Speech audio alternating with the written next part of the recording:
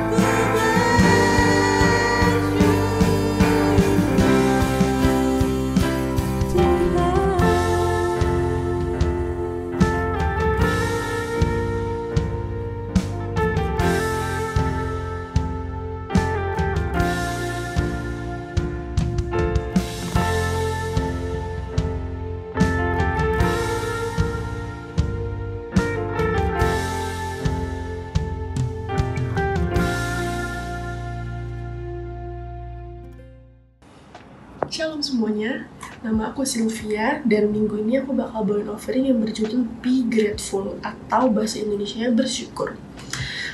Seringkali kita denger ya kata bersyukur tuh udah bener-bener kayak bukan kata yang aneh dan seringkali dianggap remeh sama orang-orang. Bagi aku pribadi nih, kata bersyukur tuh sama aja kayak kata bersabar. Itu tuh kayak gampang banget diucapin, tapi giliran kita dihadapkan dengan situasi yang dimana kita harus bersyukur dan bersabar, itu pasti susah banget, ya kan? Nah, contoh nyatanya deh, kalian juga semua pasti pernah mikir kan, udah tau lagi masa pandemi gini, apa coba yang harus kita syukurin? Udah jelas banget banyak orang yang kesusahan, banyak orang yang bangkrut, banyak orang yang sakit, ya kan?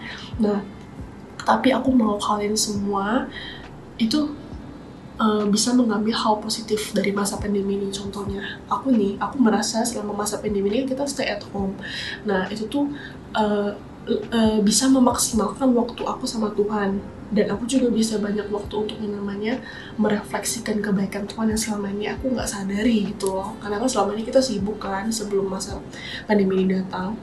Nah, aku juga mau sharing sedikit.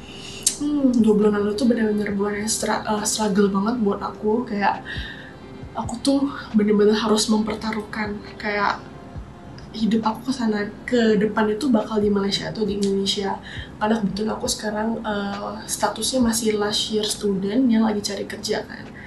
Nah, jadi bulan lalu tuh aku benar-benar struggling cari kerja. Apalagi kalau lagi masa pandemi ini, susahnya bakal berkali lipat kan kalau cari kerjaan. Nah, tapi puji Tuhan banget, aku dapat kerja sebelum akhirnya student visa aku expired. Nah, itu benar-benar suatu keajaiban ya teman-teman, kayak kita bisa mendapatkan kesempatan untuk mendapat pekerjaan di masa pandemi ini. Dan aku tahu semua orang juga mungkin lagi struggle gitu. Dan aku cuman minta satu hal, jangan lupa namanya bersyukur, tetap bersyukur deh sama Tuhan. Karena aku percaya kok 2 bulan lalu itu Tuhan lagi nguji aku, kayak dia tuh pengen tahu tingkat bersyukur aku tuh sampai segimana sih. Dan puji Tuhan, mungkin Tuhan ngeliat aku tuh pas aku struggling, aku bersyukur aja kayak yaudah gak apa-apa, yang penting aku masih dikasih kesehatan, ya kan. Nah, seperti di ayat Alkitab juga di 1 Tesalonika pasal 5 ayat 16-18 bunyinya gini, bersukacitalah senantiasa, tetaplah berdoa, mengucap syukur dalam segala hal, sebab itulah yang dikehendaki Allah di dalam Kristus Yesus bagi kamu. Nah, kalau bagi aku pribadi ini, memberikan persembahan kepada Tuhan juga bisa menjadi salah satu bentuk ucapan syukur kita loh sama Tuhan. Coba kalian bayangin sampai detik ini aja, Tuhan masih kasih kita rezeki, ya kan? Untuk makan yang cukup, untuk tinggal yang nyaman. Nah, gak ada salahnya dong kita kasih sedikit persen dari uang yang kita dapatkan untuk memberikan uang itu sebagai persembahan kepada Tuhan. Nah, sebelum itu, kita berdoa dulu ya, sebelum memberikan persembahan tersebut, oke? Terima kasih Tuhan, kiranya hamba berdoa pagi ini. Terima kasih banyak kiranya Engkau telah memberikan kesehatan yang berlimpah bagi saya dan bagi semua jemaat yang sedang menonton ibadah live minggu ini Tuhan. Kiranya hamba berdoa semua orang yang memberikan persembahan ini, Kau berikan sukacita, kesehatan yang berlimpah Tuhan, dan kiranya Kau juga akan terus mengajari kami mengenai makna bersyukur yang sebenarnya yang lebih dalam lagi Tuhan. Terima kasih Tuhan, kiranya Kau berkati juga sepanjang ibadah ini, Kau berkati juga setiap kami yang di Malaysia dan Indonesia Tuhan. Kau berikan kesehatan yang cukup, Kau berikan hikmat yang cukup Tuhan. Kiranya hamba sudah berdoa di dalam nama Tuhan Yesus, amin. Oke. Nah, bagi kalian semua yang memberikan persembahan ke Kolektif Indonesia, bisa dilihat di layar kaca kalian masing-masing. Nah, kalian bisa memberikan persembahannya secara online melalui Maybank QR Code, ada juga Boost, terus ada Touch and Go, dan kalian juga bisa mengunjungi link di bio IG-nya Kolektif Indonesia. Oke. Kalau kalian semua sudah memberi, terima kasih sudah mendengarkan offering dari aku. Selamat menikmati ibadah. Tuhan Yesus memberkati. Bye. Hai semuanya, Kolektif Indonesian, selamat pagi dan selamat bergabung lagi dalam ibadah online Kolektif Indonesian. saudara yang baru pertama sekali bergabung bersama di pagi ini, kami sangat rindu mengenal Anda dan ingin menjalin hubungan dengan saudara. Boleh saya mengajak Anda untuk mengetik kata new di komen atau beri emoji seperti ini. Is it okay? Alright. Thank you and God bless you. Saatnya kita akan dengar firman Tuhan, dan terlebih dahulu saya mengajak kita semuanya untuk berdoa bersama. Tuhan Yesus, leluasa berkarya ya Roh Kudus dalam hidup setiap kami, berbicara dalam kehidupan setiap pribadi, dimanapun berada saat ini. Biarlah Roh Kudus melawat setiap kehidupan kami, dan firman yang kami dengar saat ini bukanlah hanya sekedar kata-kata atau nasihat atau informasi, tetapi aku berdoa kiranya ada pewahyuan Kristus berbicara dalam hidup setiap pribadi, dan hidup kami mengalami kebangunan rohani dan tidak akan pernah sama lagi karena lawatan dari kuasa Roh Kudus. Terima kasih Bapa, di dalam nama Yesus bersama kita berkata amin. Boleh ketik di komen katakan amin. Amin. Oke, ini adalah seri kelima dari khotbah tentang iman yang hidup. Dan hari ini saya mau berbicara tentang lidah, tentang kuasa perkataan. Oke?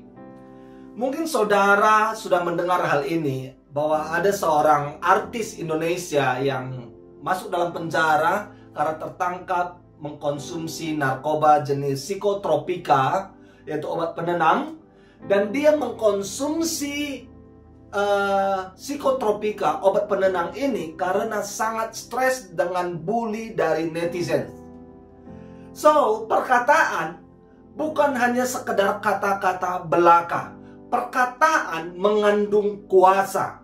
Dengan perkataan kita bisa mengangkat hidup seseorang, dan dengan perkataan juga bisa menjatuhkan hidup seseorang. Dengan perkataanmu itu bisa memberi semangat kepada seseorang, tetapi juga bisa melumpuhkan semangat seseorang. Perkataan-perkataan ini bisa membangkitkan mimpi-mimpi, bisa juga mematikan, melumpuhkan mimpi-mimpi seseorang. Perkataan bisa menghidupkan dan juga bisa mematikan.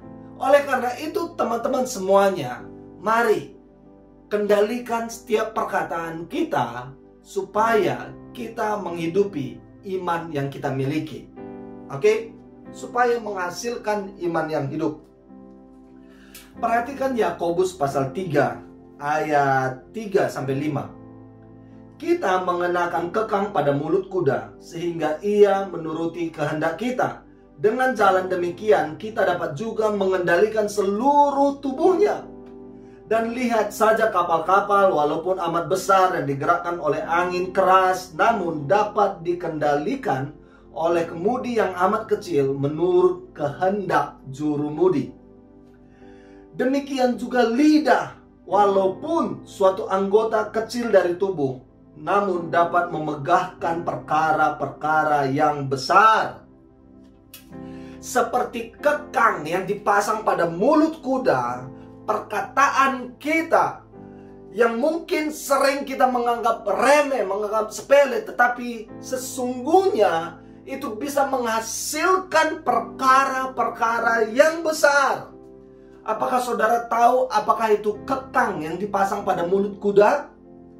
Jadi begitu dari kekang yang dipasang di mulut kuda, walaupun kuda ini begitu kuat, bertenaga yang luar biasa, dengan kekang yang ada di mulut kuda dan ada tali yang dihubungkan di situ, kita bisa mengendalikan kuda ini sepenuhnya kemana kita mau. Dan di sini Yakobus mencatat sama halnya dengan lidah kita. Jadi ketika kita dapat mengendalikan lidah ini, kita sedang mengendalikan seluruh tubuh kita, seluruh kehidupan kita.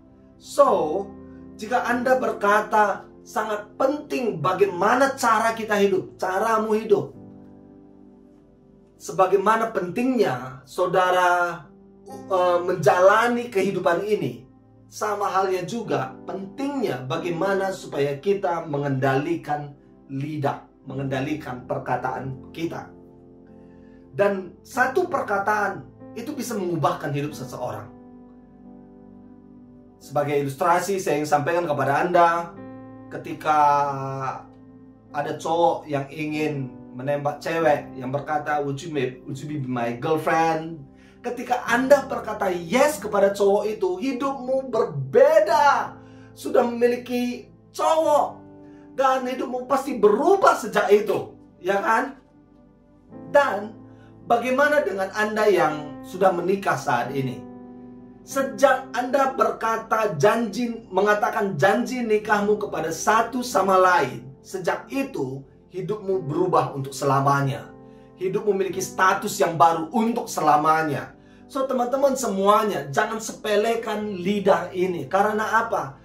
Perkataan-perkataan kita itu bisa mengubahkan kehidupan seseorang ke arah yang baik atau ke arah yang tidak baik. Mungkin ada orang tua yang tidak peduli dengan apa yang dia sampaikan ketika dia emosi. Ketika emosi kepada anaknya, dengan sembrono saja mengatakan perkataan-perkataan yang begitu menusuk, begitu tajam, dan membuat anaknya hancur hati. Mungkin dengan perkataan-perkataan seperti bodoh lah, kurang ajar lah, dan lain sebagainya. Tapi dengar, anak-anak, ketika orang tuamu berkata, hei anak yang kurang ajar, berarti katakan kepada dia, Bapak memang kurang mengajar saya.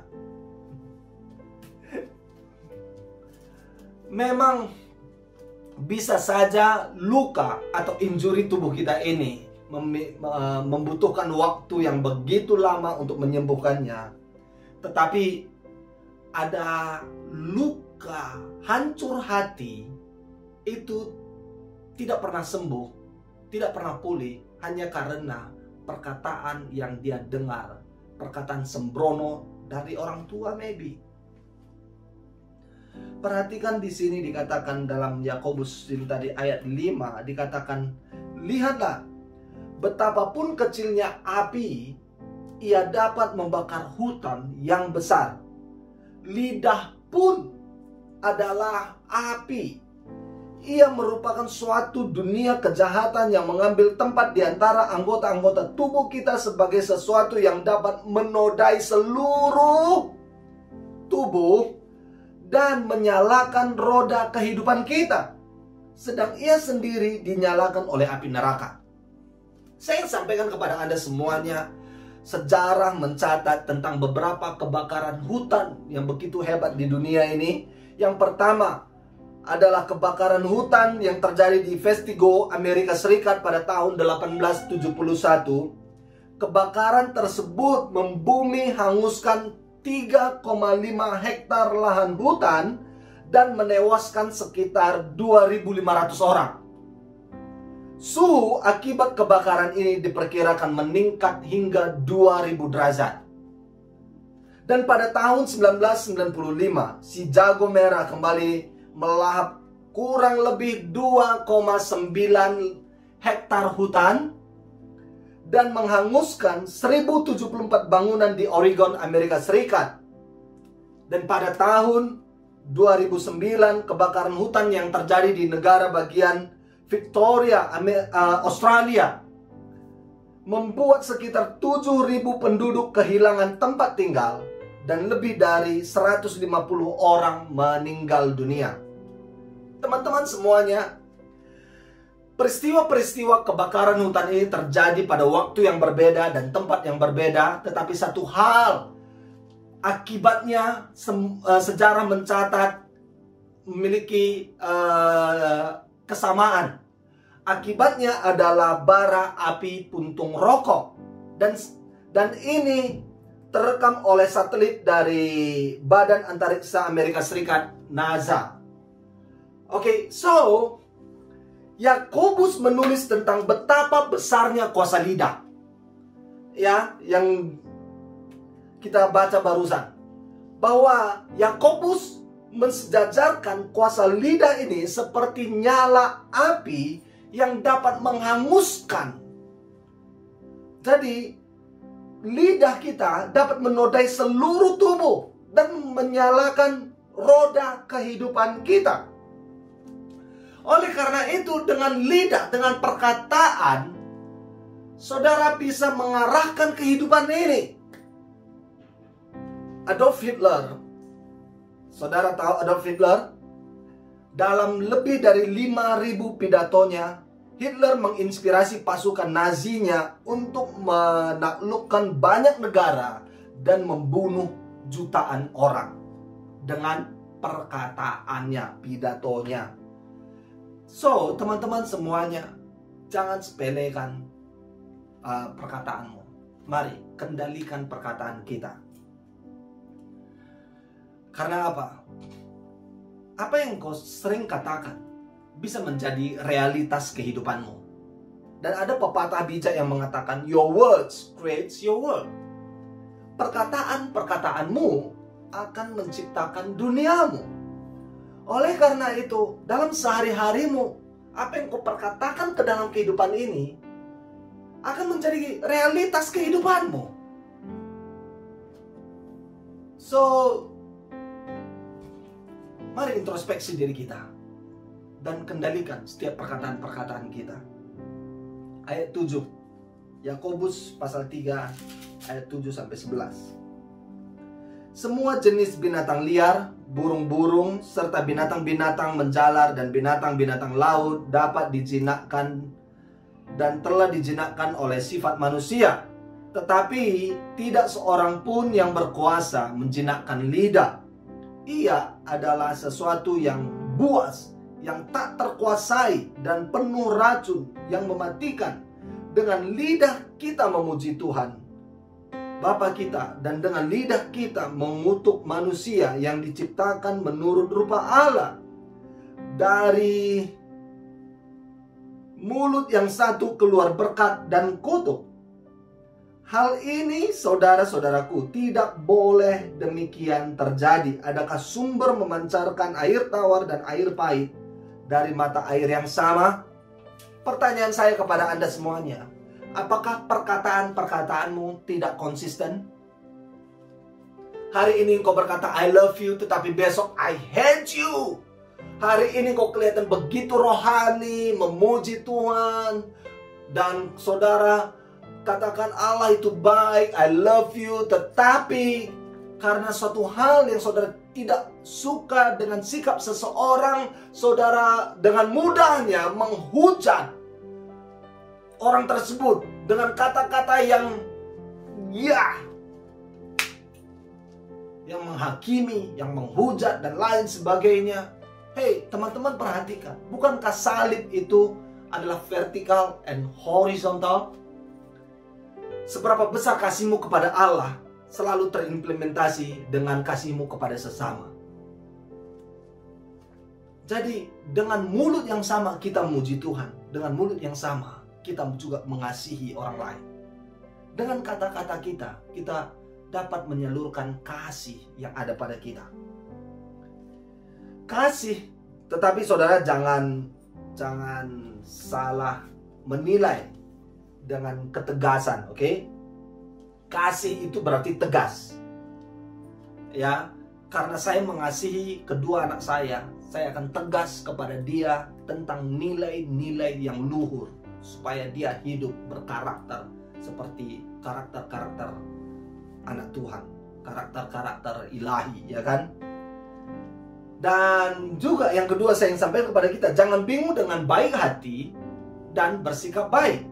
Orang yang bersikap baik belum tentu baik hati. Di dalam hatinya begitu marah karena dia tidak dapat melampiaskan kemarahannya. Dia hanya bersikap baik kepada Anda, tetapi di belakang dia menghujat.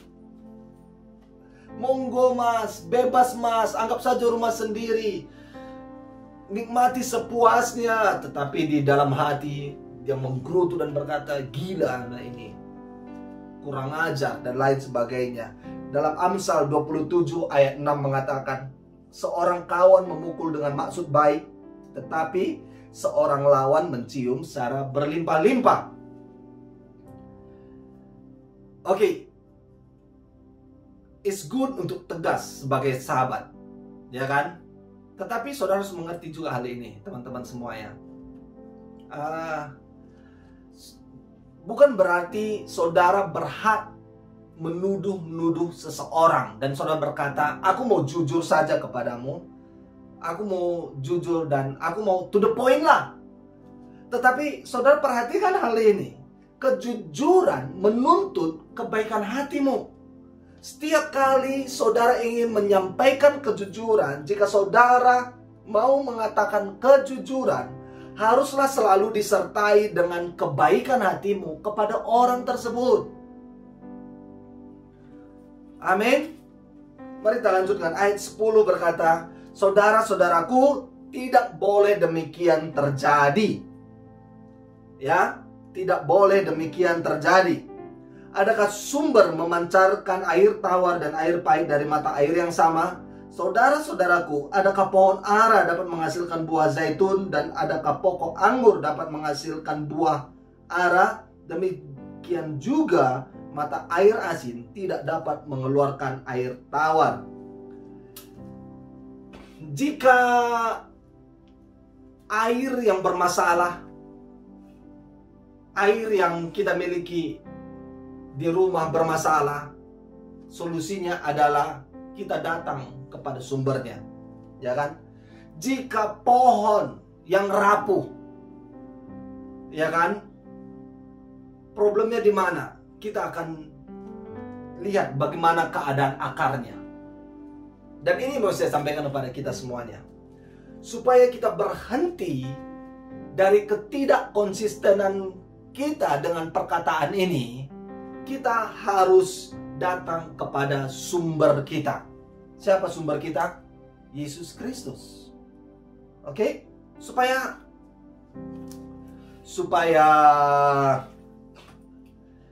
lebih dalam hal ini, saya ingin sampaikan perumpamaan yang Yesus sampaikan dari Lukas 6 ayat 43 sampai 45. Oke, Lukas pasal 6 ayat 43 sampai 45. Karena tidak ada pohon yang baik yang menghasilkan buah yang tidak baik, dan tidak ada pohon yang tidak baik yang menghasilkan buah yang baik. Sebab setiap pohon dikenal pada buahnya. Karena dari semak duri orang tidak memetik buah ara, dan dari duri-duri tidak memetik buah anggur. Orang yang baik mengeluarkan barang-barang yang baik dari perbendaharaan hatinya yang baik, dan orang yang jahat mengeluarkan barang yang jahat dari perbendaharaannya yang jahat. Karena yang diucapkan mulutnya meluap dari hatinya. Sekali lagi, karena yang diucapkan mulutnya itu meluap dari hatinya. Oleh karena itu, mari introspeksi diri kita. Apa yang sedang meluap di dalam hatimu? Apa yang sedang meluap dalam hati kita? Di sini dikatakan, apa yang kau katakan sebenarnya itulah penterjemahan dari apa yang sedang meluap di hatimu. So, kadangkala apa yang saudara katakan tentang seseorang, misalnya ketika Anda berbicara, menceritakan, memperkatakan tentang kehidupan seseorang, yang sesungguhnya adalah engkau sedang menceritakan tentang kepribadianmu. Kamu menggosip tentang dia, dan sebenarnya engkau sedang menceritakan tentang kepribadianmu. Oleh karena itu, stop menggosip.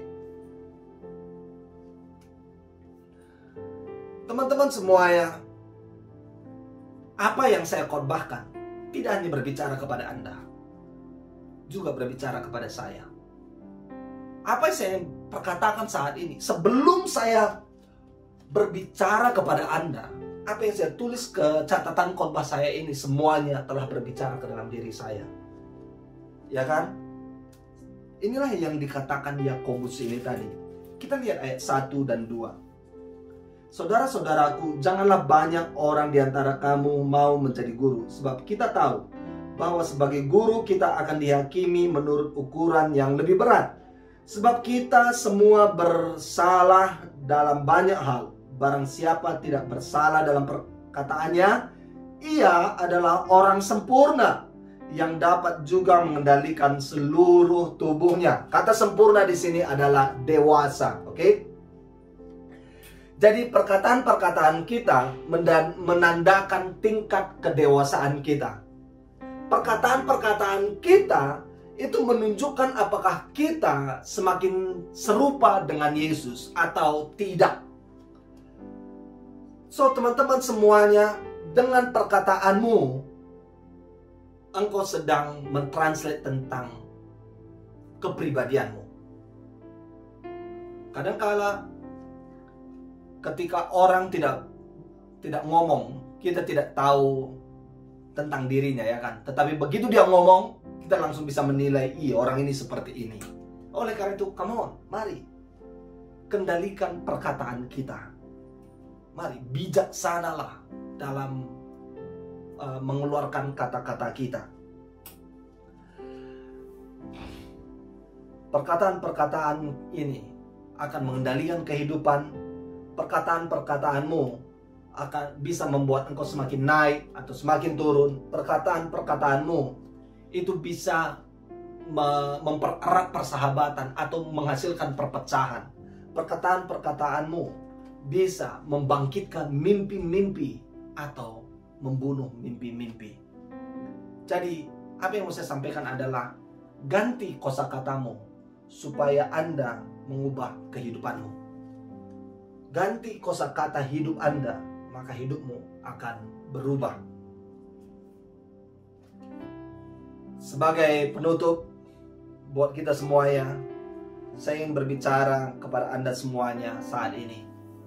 Mungkin ada di antara saudara saat ini yang telah menyimpan perkataan seseorang. I don't know perkataan dari siapa, perkataan yang pernah Anda dengar dan saudara simpan dan saudara rekam dan tersimpan sampai saat ini. Kata-kata tentang seperti mungkin engkau pecundang kah, berkata engkau kurang baik, engkau jelek, engkau bodoh, engkau kurang ajar, tidak tahu diri, dan lain sebagainya.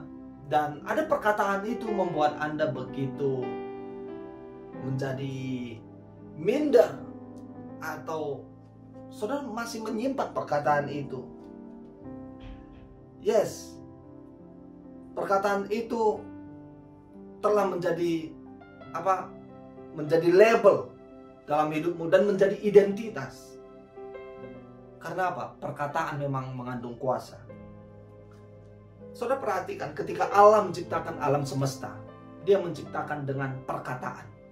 Jadilah terang, dan terang itu jadi. Dia menciptakan segala alam semesta ini dari tidak ada menjadi ada melalui perkataan-perkataannya. Dan Allah berkata, semua ciptaannya itu semuanya baik. Ya. Dan iblis datang mencobai Hawa, wanita pertama, dengan apa? Dengan memutarbalikkan perkataan-perkataan itu. Dengan perkataan juga dia bertanya kepada Hawa, apakah Tuhan benar-benar berkata bahwa kamu tidak boleh makan buah-buah di taman ini? Hawa berkata, tidak. Kami boleh makan buah-buah di pohon ini kecuali yang satu. Jika kami makan, kami akan mati. Iblis berkata bagaimana? Tidak. Jika kamu memakan buah itu, engkau akan menjadi seperti Allah. So, apa yang dikatakan di sini, jika engkau makan buah itu, engkau akan menjadi seperti Allah. Yang diserang oleh iblis ini adalah identitas, ya kan? Identitas. Jadi Hawa sesungguhnya dia seperti Allah. Ketika Allah menciptakan manusia, Allah berkata menciptakan mereka menurut gambar dan rupa Allah. Tetapi di situ juga Hawa menjadi ragu karena ada yang memperkatakan keraguan itu kepada Hawa, sehingga dia ragu tentang identitasnya, tentang apakah saya seperti Allah. Saudara, yang diserang iblis adalah tentang identitasmu. Maybe saat ini mungkin ada di antara saudara saat ini bertanya-tanya tentang identitasmu. Dan saudara berkata, yang selama ini yang terekam tentang identitasmu adalah engkau tidak layak, engkau bodoh, pecundang, tidak akan bisa berhasil, engkau orang gagal, dan lain sebagainya. Mungkin ada perkataan-perkataan dari seseorang yang masih terekam membuat engkau menjadi pesimis dan minder. Tapi satu hal yang saya ingin sampaikan kepada Anda semuanya, bahwa Allah itu baik dan Dia konsisten, teman-teman. Allah itu baik, Allah itu berkuasa, Allah itu begitu mengasihimu, dan kasih-Nya tidak pernah berubah, selalu konsisten.